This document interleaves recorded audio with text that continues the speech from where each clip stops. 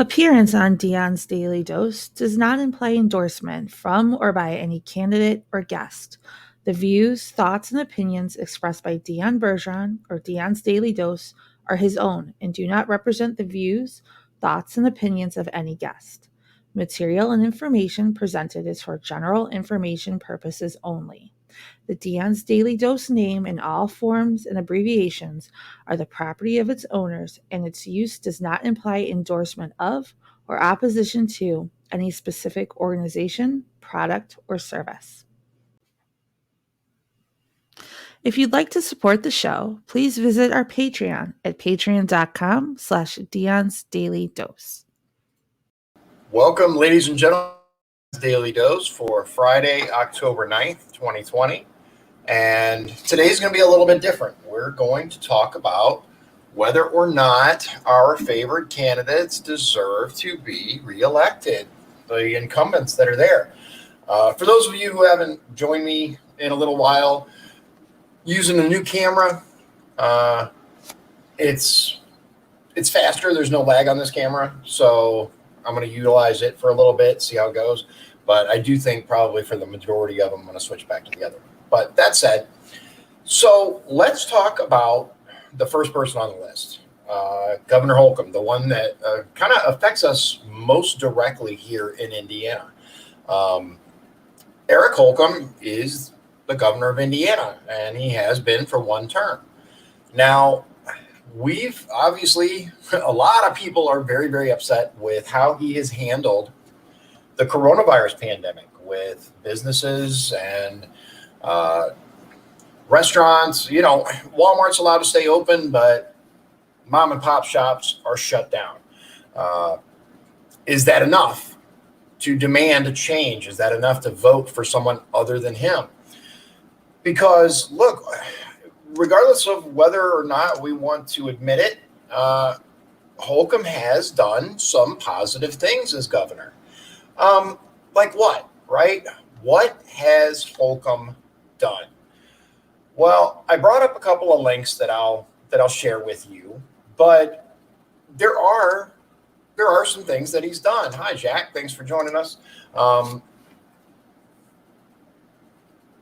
Let's look at it this way. So when you're looking at a candidate to vote, especially for, let's say, governor, right?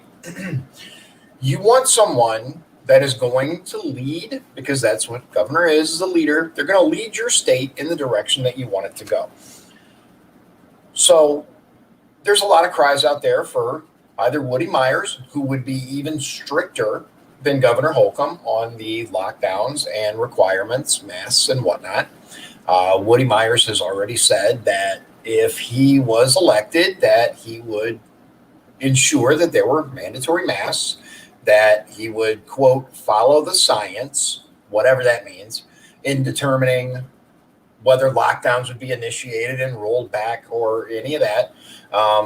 So we also know that as a Democrat, obviously he's going to be for bigger government and higher taxes and all of the things that Democrats represent. Whether you like that or not, it's up to you. But if you're strictly going based on the pandemic, then I would argue that a vote for Myers really doesn't make any sense. Eric Holcomb does have a track record economically. He's brought some things to Indiana that we'll get into. He's also determined who stayed in business and who has not. If you're for that kind of thing, then why vote Myers? Myers doesn't have a track record as a governor. We can get into positives and negatives about him, but personally, I really don't see a reason to vote for Woody Myers. If you have a compelling argument to make why Woody Myers should be the next governor of Indiana, weigh in. Let us know. If you, on the other hand, since I'm not using my phone for once, I got to shut this off. There we go. What do you think is the most important thing for the next governor of Indiana? What do you believe should be the priority?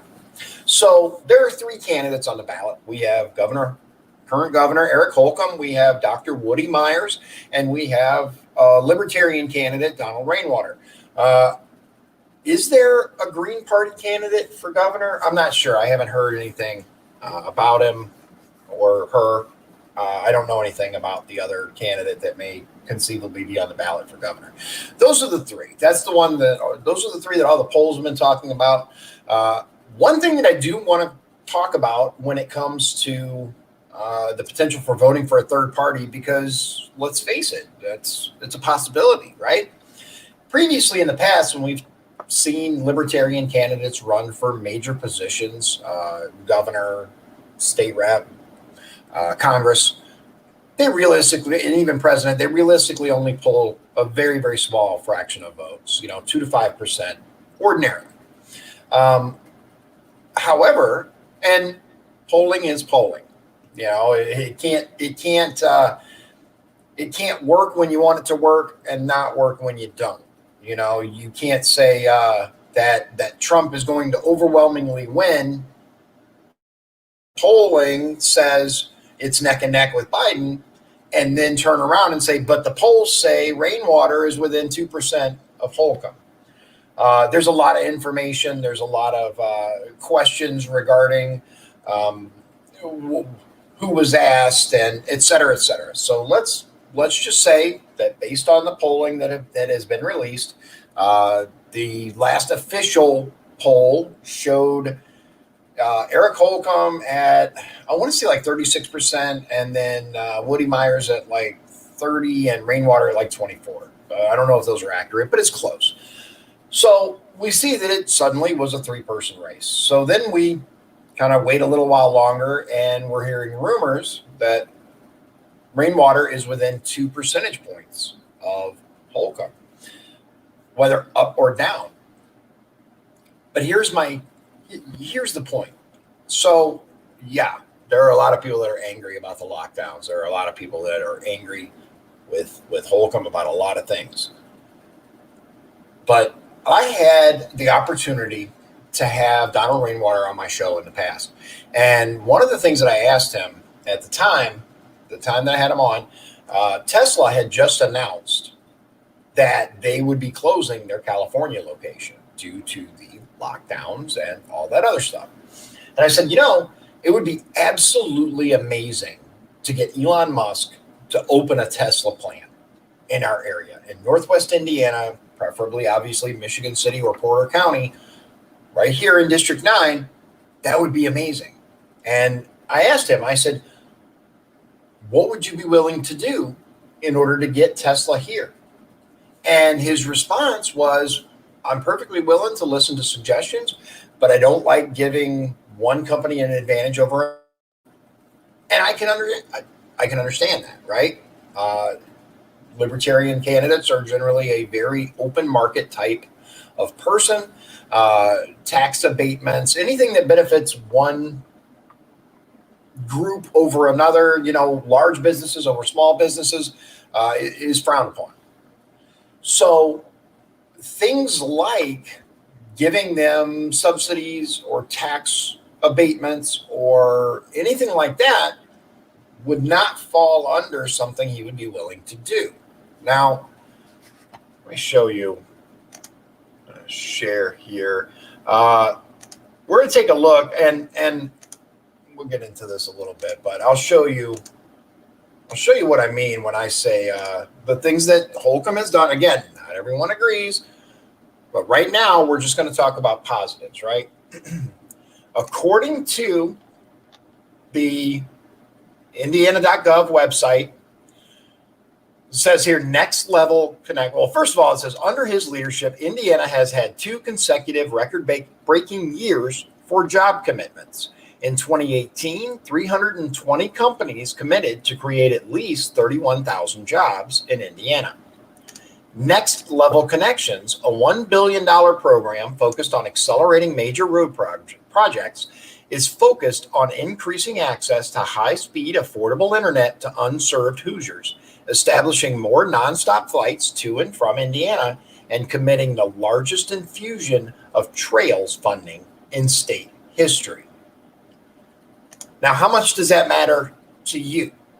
How much do businesses, major road projects, high-speed affordable internet, and more nonstop flights, how much does that matter? The trails, look, the largest infusion of trails funding, I'm going to be honest. I have talked to one person in the time that I've been knocking doors and talking to people online. I've talked to one person who cares about nature trails right now. One. That said, says here he has a mission to increase Indiana's competitiveness in the global economy by, quote, bringing the world to Indiana and taking Indiana to the world. He announced Indiana's first ever nonstop transatlantic flight from Indianapolis to Paris, beginning in May 2018. So far, the governor has met with officials and industry leaders in the United Kingdom, Japan, Germany, Canada, Israel, India, France, Belgium, Slovakia, Hungary, Austria, Switzerland, and the Czech Republic to showcase Indiana's assets and build global economic ties. In 2018, Holcomb was honored as the International Center's International Citizen of the Year. Now, I think that this actually is really important because one thing that was left off of there is China.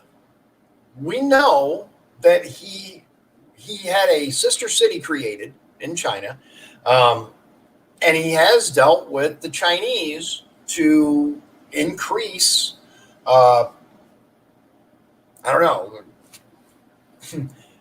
increase what? Increase China's investment in Indiana. A lot of people are not happy about that either. Oh, Bill says, how about the overtaxation for the rainy day fund?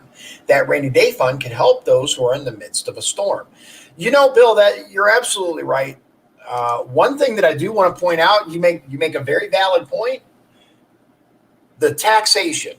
Let me bring that up because I'm glad you actually mentioned that. You'll be able to see. Let's see here. I think I still have it shared. Yeah, let's look. I believe it was 40 plus new taxes, Indiana. One thing that's really, really important, though, let's see here. I think maybe it was 44.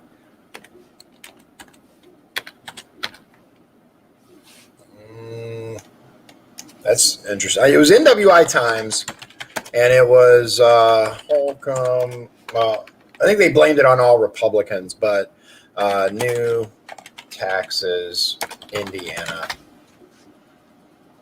No, that's not it. I've seen it before, but there it is. Here, I found it. Okay. So, Indiana legislature governor hike 45 different taxes and fees paid by Hoosiers. This was updated July 24, 2019. The original story was from 2017. So this is actually, it's been a little while. What? Who cares? None of the above. There you go. None of the above. This is how I answer all these. I don't intend to buy any of that. There we go. So fuel prices were increased by 10 cents per gallon. The Republican-controlled General Assembly and Republican Governor Eric Holcomb enacted a fuel tax hike to fund road construction projects and restore the buying power lost to inflation since the current fuel tax rates were established more than a decade ago. But that's far from the only new charge Hoosiers soon will pay. Altogether, Indiana lawmakers imposed or increased at least 45 different taxes and fees on everything from notary services to teacher background checks. Now, this was during the 2017 legislation session. If you look at this, some of them, vehicle fuel taxes go up 10 cents a gallon. Aviation fuel taxes increase 10 cents a gallon. Check this out. New registration fees for electric cars goes up by $150, and new registration fees for hybrid vehicles will go up $50. New registration fee for all vehicles will go up $15. Now, I'm going to talk about, there we go. Let's talk about that for a minute, because Republicans are supposed to be the party of fewer taxes, right? Less government, less tax, less regulation. This is not purely Holcomb. It's important to understand that. All of the General Assembly was involved in these decisions. Court record keeping fees will increase to $20 from $19. Now, a little more in depth, the $19 fee was actually supposed to be temporary, and it was set to expire. The General Assembly made it permanent, or until further notice, and increased it by $1. Teachers must pass background checks every 5 years at a cost of $40. Notaries can charge $10 now, up from $2. Visiting professional athletes must pay income tax on Indiana earnings. I mean, I can't really argue with that one. Copies of recorded documents will cost 10 cents, up from 7 cents. DNA sample processing fees for arrestees will cost $3, up from $2. Maximum storage fees for abandoned vehicles will cost $2,000, up from $1,500. Legal service of process fees will cost $28, up from $25. There are only a couple more. There will be a $50 enrollment fee for the new epileptic cannabidiol registry. Really?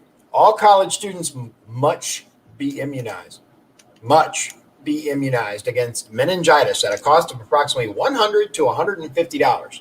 So forced vaccinations, and they're charged $100 to $150 for meningitis. I didn't realize meningitis was such. I'm not trying to be facetious. I honestly didn't know that meningitis was such a critical healthcare concern. Massage therapists must be licensed by the state at an approximate $100 fee. Holcomb declined to characterize that as a lot of tax and fee hikes. He instead was quick to insist, "I'm very comfortable with paying for what we need." So, ladies and gentlemen, I'm asking you, what do you think about Governor Holcomb? Do you think he should be reelected, or do you think we should be looking for new leadership? Steezy's AA says, do you agree with Governor Holcomb's policies? Well, it depends on, I think that's what they mean as policies. That's a good question. And I'm going to tell you, I do not agree with all the tax fees, tax increases, tax hikes, registration increases, mandatory this and forced that. I don't. I do not agree with forced shutdowns for businesses. I am very pro-business. As a matter of fact, I believe it should be left up to businesses. If a business wants to require a mask or social distancing, they have every right to do so. What I do not support is the government telling businesses what they can and cannot do with their own stores. If a business wants to tell you, hey, you have to wear a mask if you want to come in here, that's their right. If I don't like that, I have the right to shop somewhere else. What I don't like is the government saying you have to close. Walmart can stay open, but Bubba's Pizza has to close. So let's see here. We got a couple of comments. Bill Norris says Holcomb aligned with leftists to engage with draconian restrictive culture instead of allowing adults to choose for themselves how to handle their medical issues. That's another thing that I'd like to talk about. Holcomb has been very, very anti-marijuana, cannabis, CBD, whatever you want to refer to it. Across the board, doesn't even want to talk about it. Now, I am a lifelong Republican. I support my president. I'm a Republican. But let's get with the 21st century, right? Let's get with the program and stop giving pharmaceutical companies more reason and more income when we have the technology, we have everything that we need to move forward with, at minimum, medical cannabis. At minimum, we have seen the science. We have seen the results. We have seen people with Parkinson's, with chronic pain, with a multitude of conditions. As far as I know, at least last time I checked, I am the only Republican endorsed by Indiana NORML for this election cycle. The only one. because I understand it's time for Indiana to get with the program. Steezy said, it seems like Holcomb doesn't give a reasoning for tax raises, et cetera. No, he doesn't. What he said is, I don't mind. What was the quote? Let me bring it up here. I'm very comfortable with paying for what we need. Now, I want to bring your attention to exactly that quote. Why? For what we need.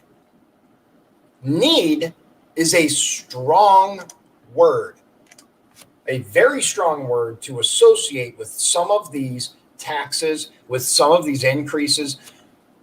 Example, meningitis vaccine for all college students at an out-of-pocket cost of $100 to more per person. Is that a need? I don't know. Again, I'm not familiar with how rampant meningitis is in college, but Donald Rainwater, one of the candidates for governor, obviously new leadership, free market. Bill Norris says it is not the government's responsibility to protect my health. It is the government's respectfully to protect my rights. You are absolutely correct, Bill, and that is how I feel about the situation. We have seen politician after politician after politician look us in the eye and tell us they are there to work for us.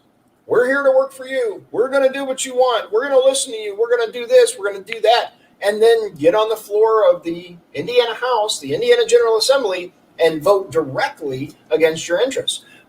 I am not in favor of government mandated anything, really. We have seen the effects of that. If you look at Michigan, if you look at California, and to a lesser, let me pause for a moment there because I want to talk about this. I've talked to a lot of Republicans who have said, at least we're not Illinois or Michigan when it comes to the shutdowns, the mandates, all of that. And I agree. It's not quite as bad in Indiana as it is in Michigan. It's not quite as bad in Indiana as it is in California or New York or New Jersey. Does that mean that we should be okay with that? Does that mean that we should go, yeah, you're right? Now, I want to say this. As a Republican running for office, Eric Holcomb is the leader of the Republican Party in Indiana, so I support my party. That said, you need to vote for the person you believe in. Period. Forget party. Forget voting against people. Forget voting against, I need to vote for this person so this person can't win, or I need to vote for this person to keep this person out. How much longer are we going to do this? Vote for the person that represents what you truly believe. Vote for the person that makes the most sense. I'm going to tell you, as I actually have a person on my campaign team, my campaign manager, Austin. He's very, very knowledgeable about Indiana law and history. He came onto my show and we talked about how Indiana's governor is actually one of the weakest in the union, right? They're one of the weakest. They don't have real veto power. As a matter of fact, governor almost never veto a bill, the Indiana governor. But when they do, what's interesting that we found by looking it up is the party, if the party is the same as the governor, when it's sent back, the very same legislators who voted for it the first time will not vote for it to get it back through that veto, because it doesn't require a supermajority. It requires a simple majority in Indiana. Look it up. So what that means is, over 50%. So you get over half of the House to pass it. Senate goes to the governor's desk. Governor can sign it or veto it. The governor is not allowed to hold it in limbo. They can either sign it or it goes into law, right? Or they can veto it. They veto it, it goes back. Simple majority gets it through. So it's purely symbolic.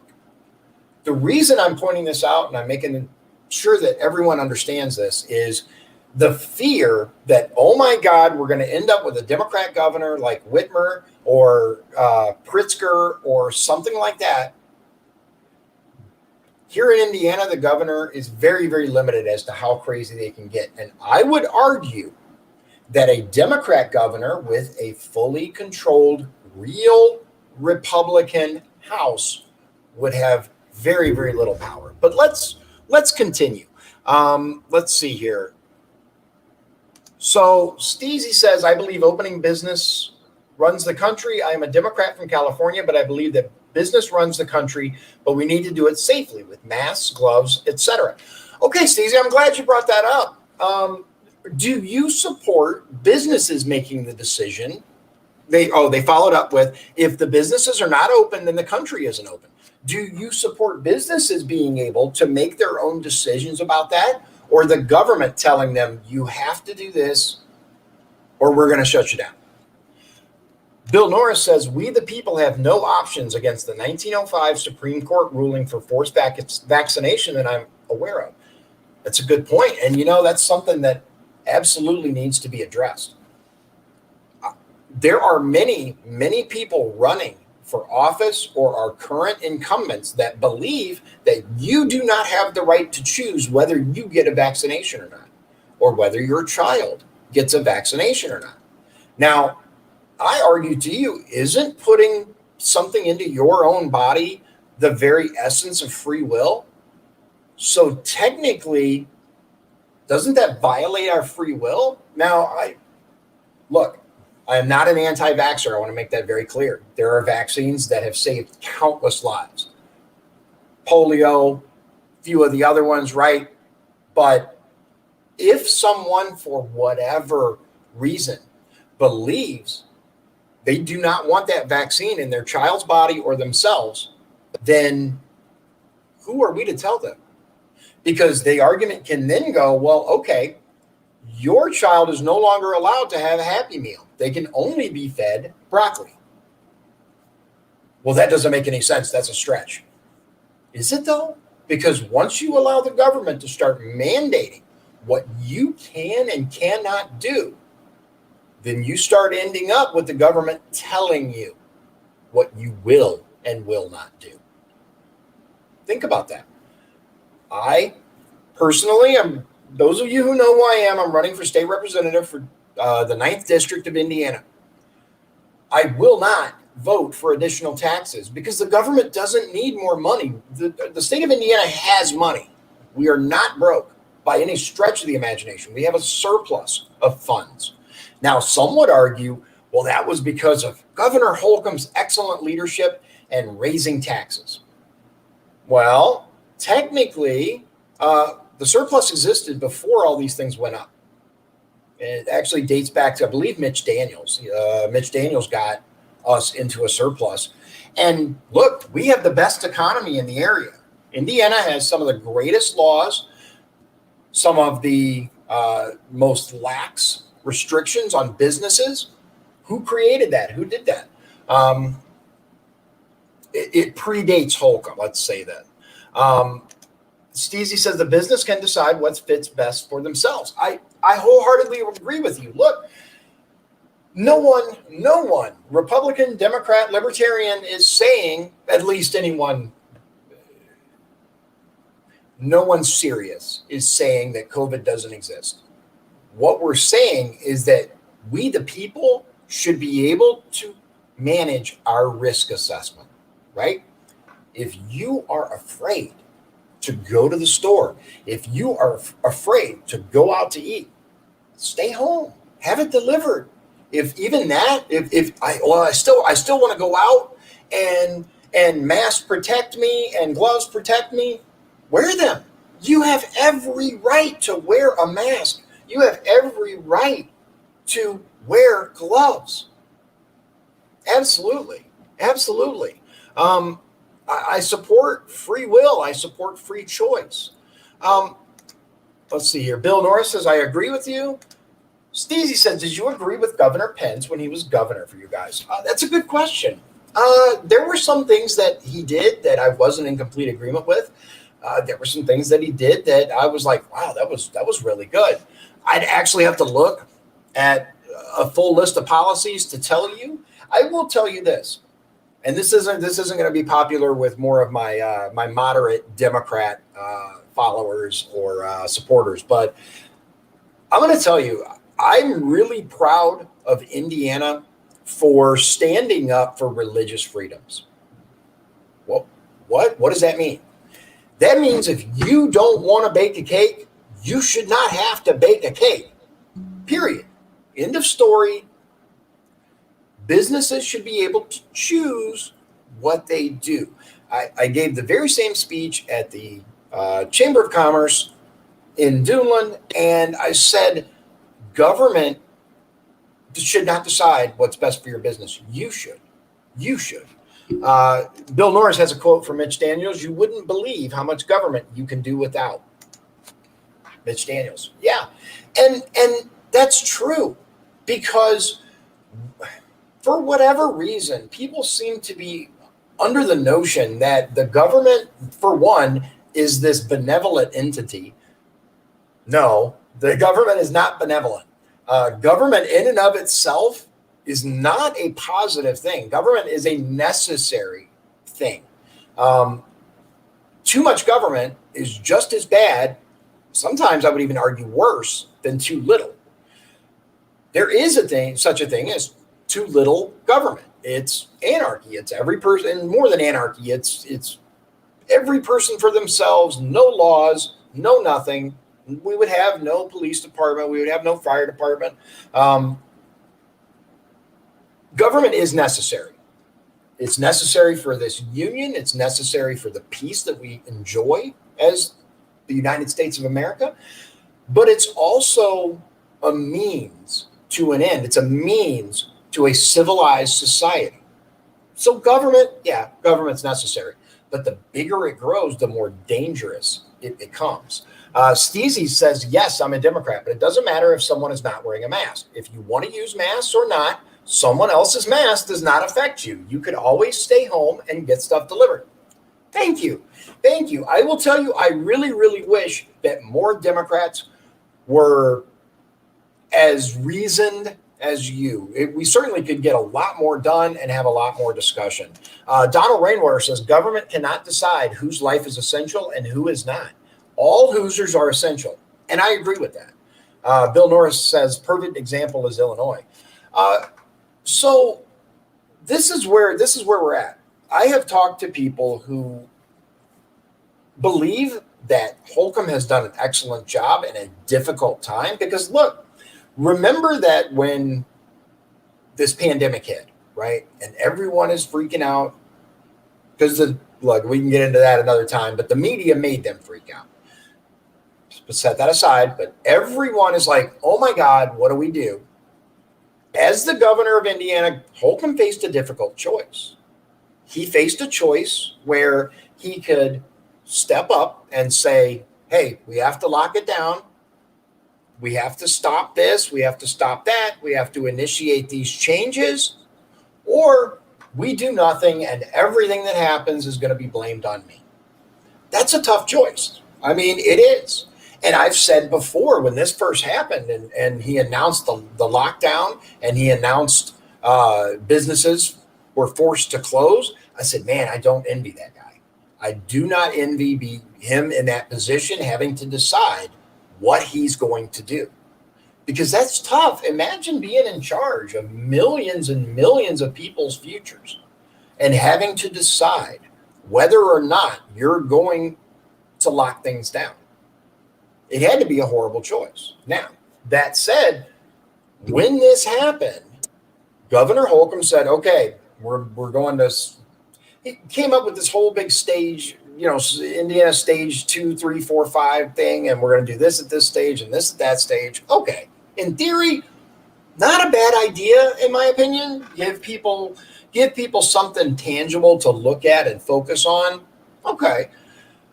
But once you start determining who is essential and who is not, that's when I have a problem. Just like Mr. Rainwater here says, all Hoosiers are essential, and all Americans, all people, everyone is essential to someone. So now we have, did you know that 1 out of 5 Hoosier businesses are never going to reopen. They're done. It's over. There's nothing that can be done for them. Um, by November, their doors will be closed forever. That's heartbreaking. 1 in 5. That's crazy. It really is. And it's a perfect example of a situation where the cure is worse than the cause. I think President Trump mentioned that, right? We got to make sure that the cure isn't worse than the disease. The disease, coronavirus, the cure, locking everything down, putting people out of business, that's going to be really hard. It's absolutely a talking point for anyone who is running against Holcomb, and I would argue it's his most vulnerable area. Um, let's see here, and Bill Norris says South Dakota, who, let me just say, is Governor Noam awesome or what? South Dakota didn't infringe on the liberties of their citizens, and their numbers weren't any worse. How about Florida's efforts? Great leadership displayed. Um, I absolutely agree with that. South Dakota did an amazing job, and I don't know if you saw, but there was this desperate attempt to tie the Sturgis rally to a super spreader event. And if you look, it's all projections. It's all the same projections that they used to tell us that millions of people would be dead by now. I just want you to think about that. Now, Steezy says, yes, I feel like a lot of far left Dems think that Republicans, quote, don't think the virus is real. But nobody actually thinks it isn't real. It's just that Dems take more precaution. I would agree with that. In general, Democrats do take more precautions.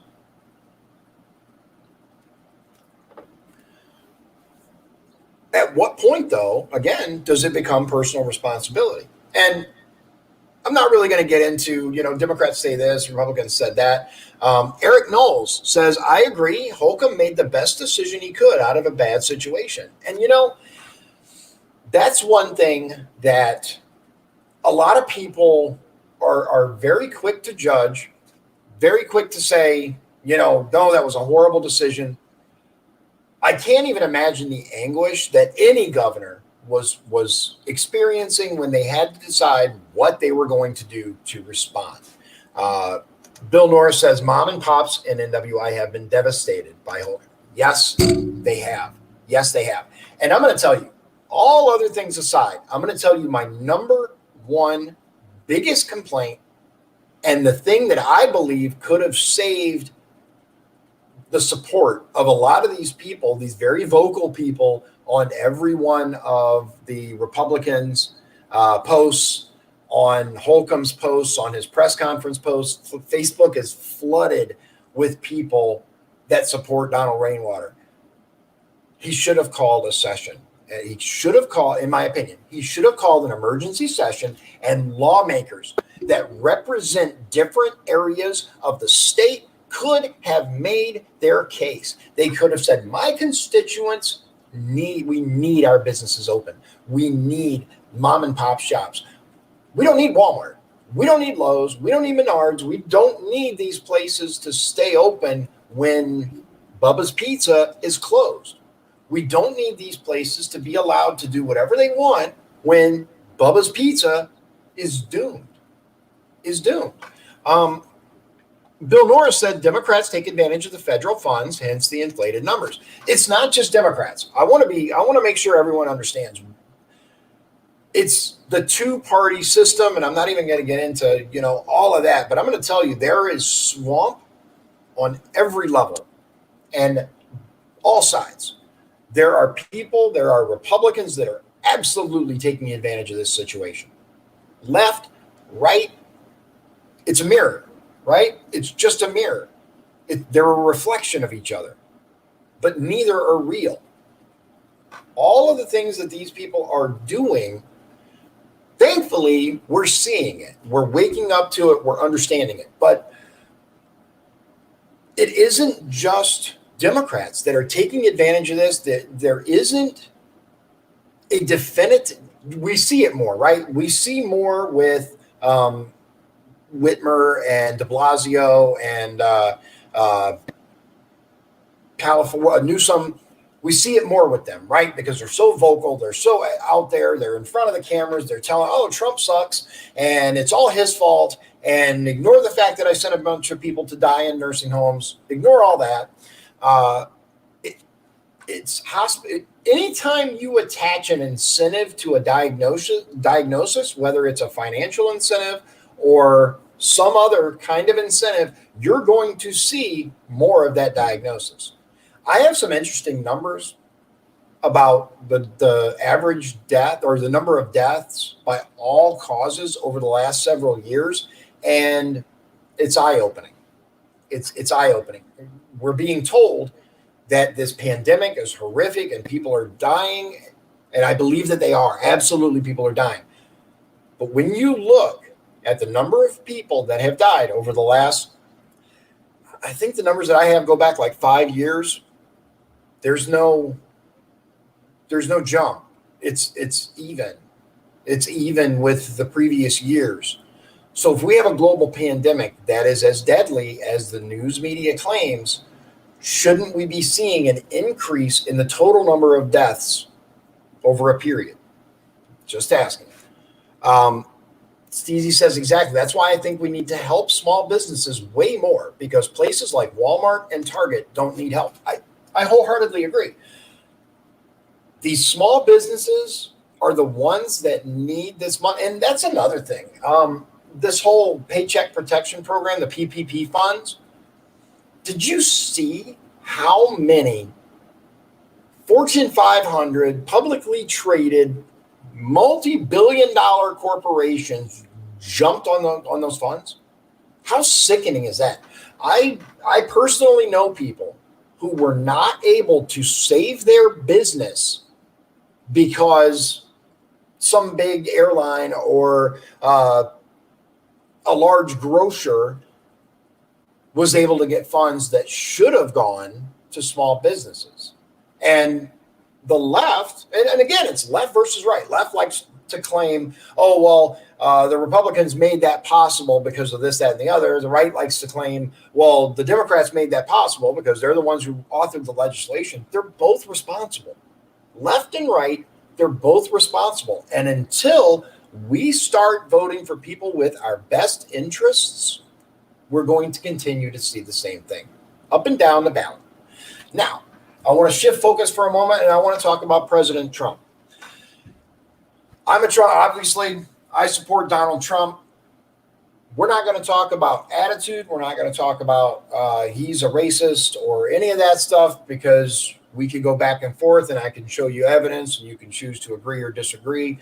It doesn't matter. Let's talk about what he's done. Let's talk about actions, not how many times did he make people cry on Twitter. What has he actually done? Before we get on to that, let's catch up on our comments. Bill Norris says, all the blue states cried wolf.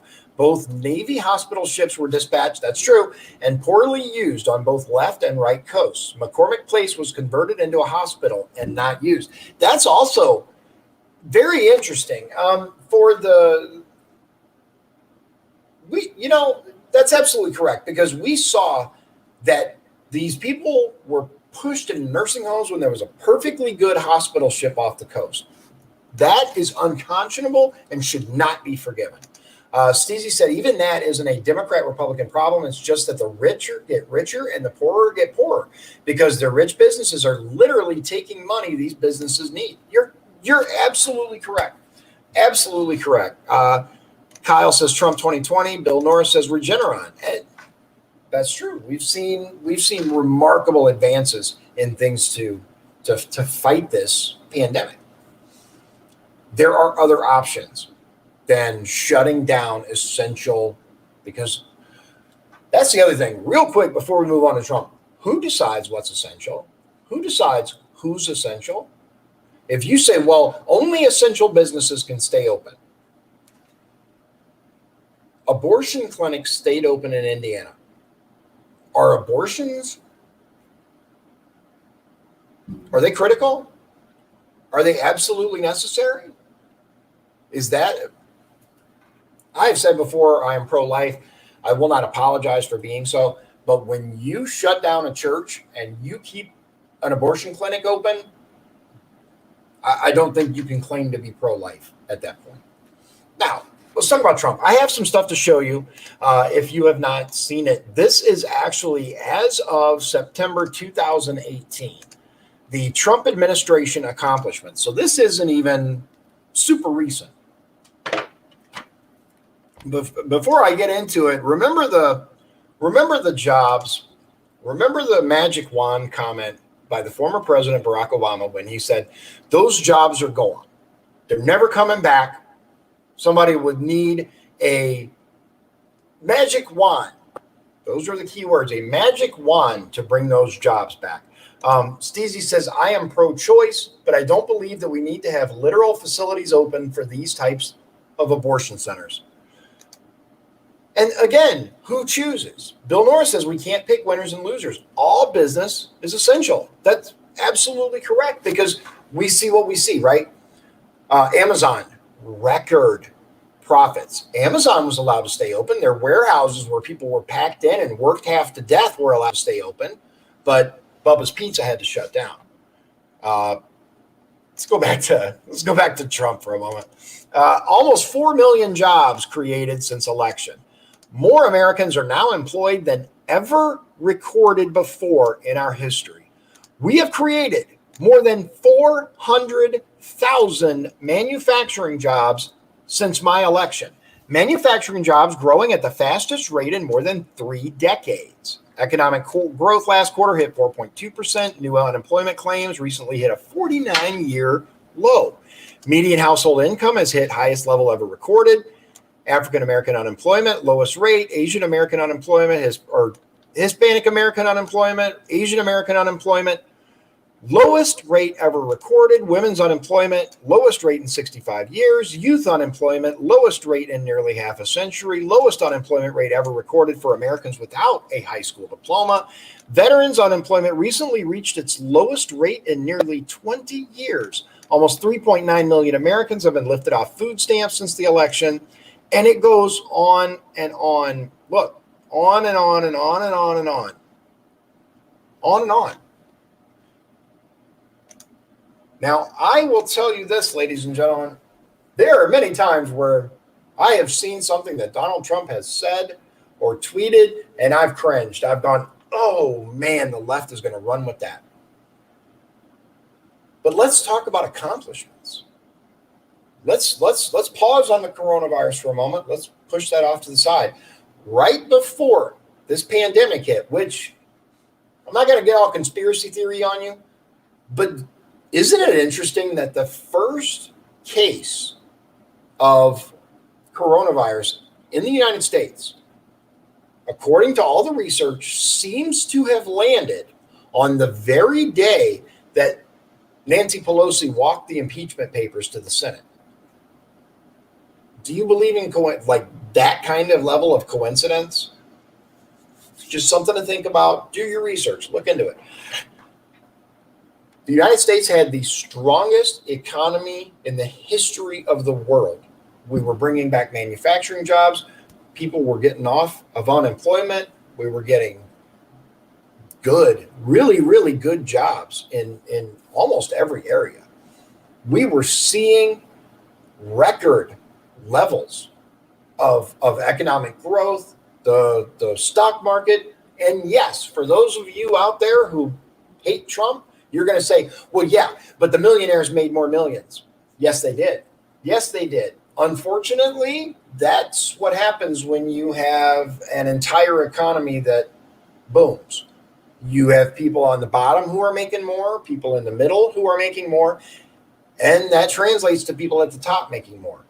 Now, for those of you who are all for social justice, who want to take from the rich to give to the poor, it's difficult to do. It really is, especially given our current tax code, which is so convoluted, it's mind-blowing. But if for example, let's say we could just wave a magic wand and fix tax code to where everyone paid a flat percentage. And I would even say people who make under let's throw a figure out. This isn't legislation I'm writing. It's just a conversation. But let's say people who make less than $50,000 a year, single individuals who make less than 50,000 owe zero. There's no tax refunds. There's no any of that stuff. It's a flat 15%. And then all the money that is spent on IRS agents to maintain the bureaucracy can be refocused to compliance, can be refocused to people actually making sure that the ones who need to pay their taxes actually are. It's a thought. Let's see here. Okay, Steezy brings up a good point. I feel as though Trump would get many more voters if he dropped his rudeness. Because to be honest, the debate gave Trump great opportunities to get left voters who don't agree with Biden. But he messed up. You know what, though? You're saying, yeah, there wasn't on his policies, but more about himself. That's a good point. And you're right. I think you're absolutely right. The debate was an opportunity, I believe, for Trump to show statesmanship, to show, yes, I can also be the presidential figure that you want to vote for, instead of being the bulldog you need to vote for. Because we've seen that. We've seen the bulldog since the time he was elected, the constant negative press, the constant attacks. I had somebody remark on my feed that I forget their exact words, but something to the effect of Trump basically feeds into people that makes them feel like they can be rude and this and that. Now, I just want everyone, just for a moment, to think about something. You get elected to the highest office, basically in the world, realistically. The United States being the most powerful country in the world, the president is the most powerful person in the world. They could literally destroy the world if they so chose. Remember the left telling us that that's what Trump was going to do? That if Trump gets elected, we're all going to die because he's going to start World War III. They went with that narrative for quite a while. But so he had the opportunity to get up there and say, to adjust his tie and stand there and be stoic and be like Pence, right? Was it a mistake? I don't know.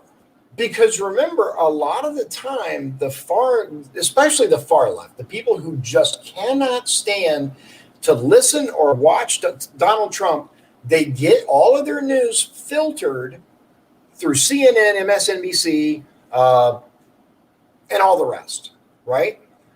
They don't even hear what Trump actually says. They hear what the news media wants you to believe he said. Take the comment, for example, about there were great people on both sides. He was not talking about white supremacists, neo-Nazis. He wasn't talking about any of that. He said that, but they edited, deceptive editing. They take what they want, use it for their purposes. So I think it was important for Trump to get some of the points out regarding Hunter, regarding the corruption that Biden is involved in. But it's a fair point. It was a chance for Trump to act presidential, as some would say. Bill Norris says, how about the CARES Act being introduced by Rep. Bailey on January 24th, even before hitting a crisis level? That's something to think about, isn't it? You know how long it generally takes for legislation to be drafted, to pass committee, to make it into the floor, and then be voted on? We're talking a long, long, long time. But yet the CARES Act, 1,200 plus pages of legislation was ready in a weekend? I don't know. I smell something dirty. Well, Kyle Lenz says, I think there is more to go. COVID, I think they are not telling us about underlying issues that we can't see yet. Imagine if you said AIDS is airborne. And that's something else. What is this thing? We're being told, well, it's a novel coronavirus. We're still learning about it.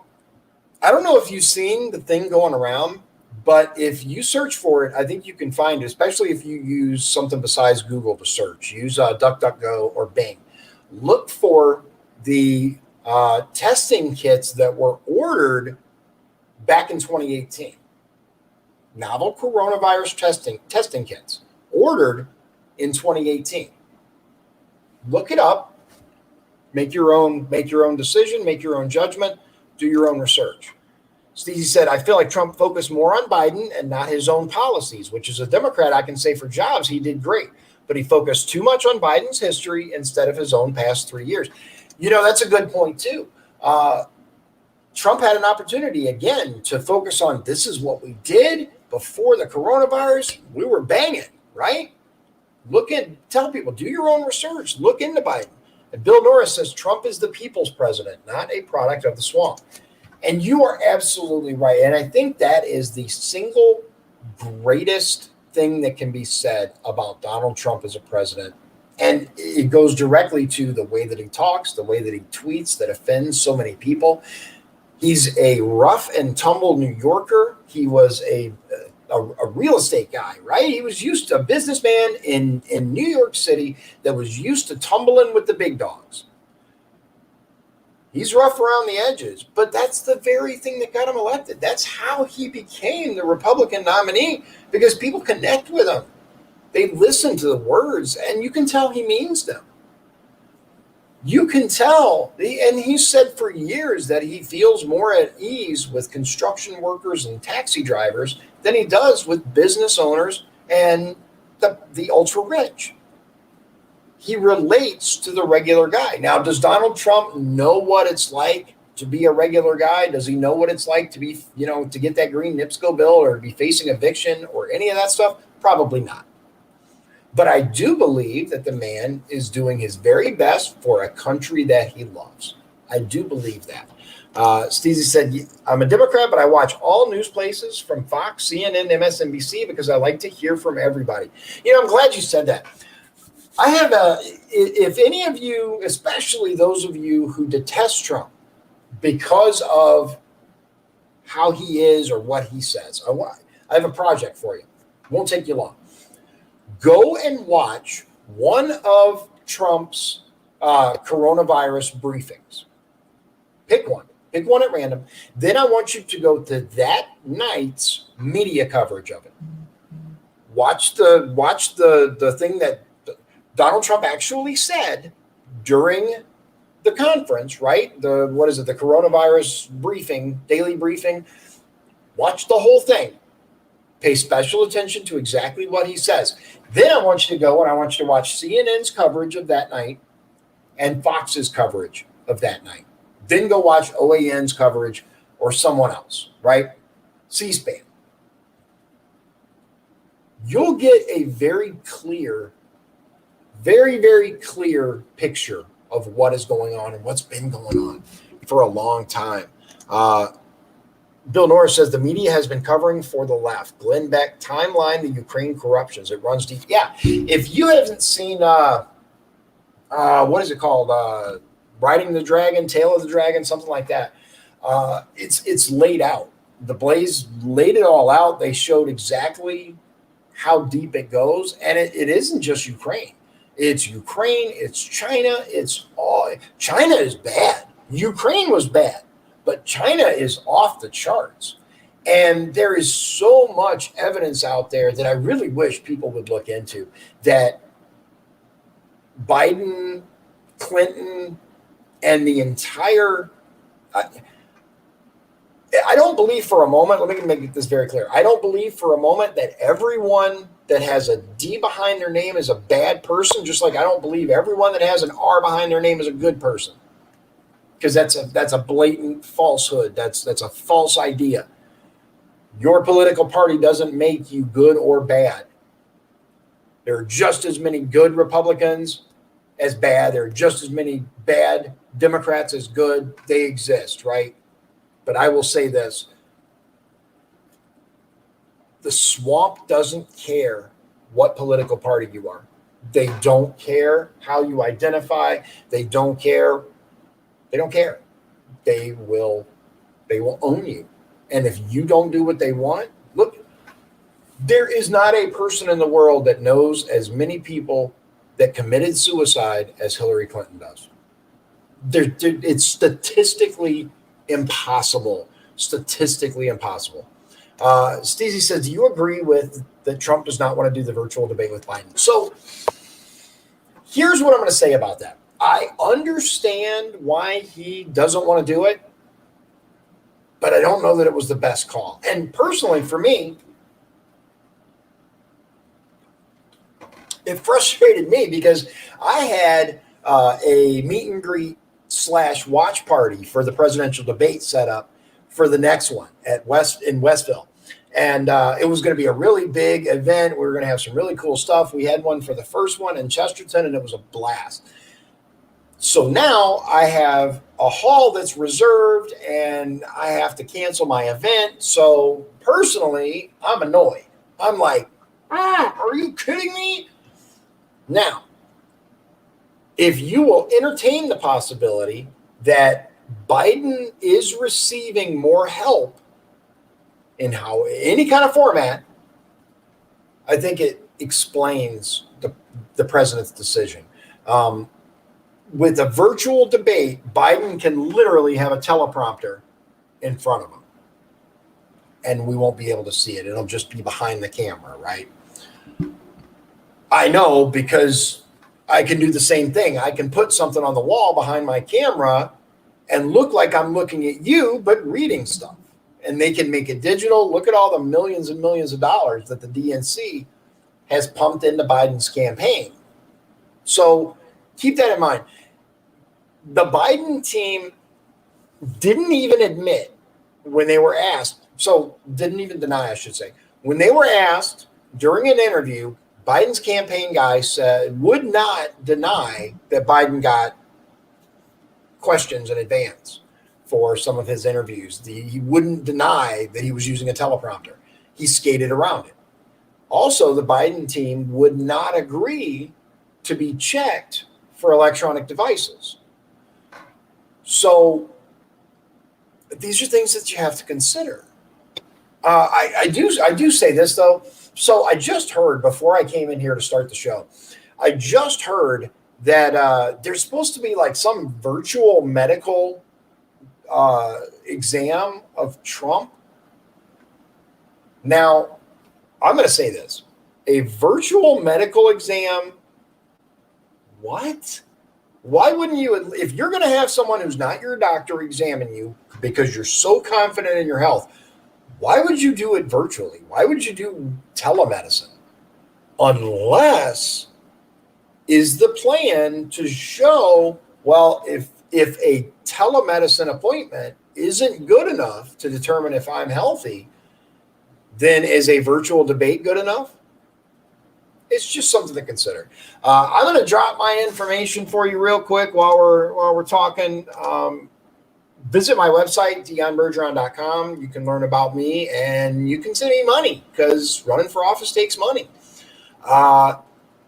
You can follow me on my social media at Dion for Indiana. And if for some reason you have more money than you possibly can spend, you can mail it to me, or you can go to my website and click on the contribute button. I will tell you that I'm not going to waste your money on frivolous garbage. I will run ads and do other things to make sure that we get someone into House District 9 that actually is for the voters. And if you don't know where or how to vote, visit indianavoters.com. Obviously, it doesn't work for those of you joining me outside of Indiana. But Steezy said, I think Trump is just blowing free chances. And that's it's a valid concern, right? It's a valid criticism, because it's not something that I've seen before. This Jack's taking off. Good night, Jack. Thanks for joining us. We appreciate it. If you are handed this opportunity to debate Biden, because look, regardless of how you feel about Donald Trump, even the most staunch Biden supporters agree that the man messes up. He makes some serious gaffes. I personally, if I was debating him, I would give him as many chances to mess up as possible. But that's just me. Donald Trump has a different idea of of that. Let's see here. Kyle Lynn says, do we have a change shortage or a cash shortage? I think it is a cash shortage. They dumped $3 trillion of monopoly money into our economy, almost $1 trillion into the hands of the people. The Treasury can only print 500 million a day. It would take 2,000 days to print all that money. Remember too that, what is it, like 90%? I'll check so I can get the percentage right, but like 90% of our money is pure virtual. Let's see, what percentage of our money is virtual? 92% of the world's currency is digital. That means it only exists on computers. There is not enough money in the world to pay for everything with cash. It doesn't exist. It's not there. It's all in computers. Ones and zeros. That's it. Steezy says, yes, I believe Biden is a good and caring man, but I don't think he would be a great president. More like a Jimmy Carter president, a great guy, but too fragile for president. You know, that's not the first time that I've heard Biden compared to Jimmy Carter. I don't think Carter was a bad guy at all. I think Carter's heart was in the right place. I just don't think he was the strength that was needed, especially in that time, which is why, Reagan won.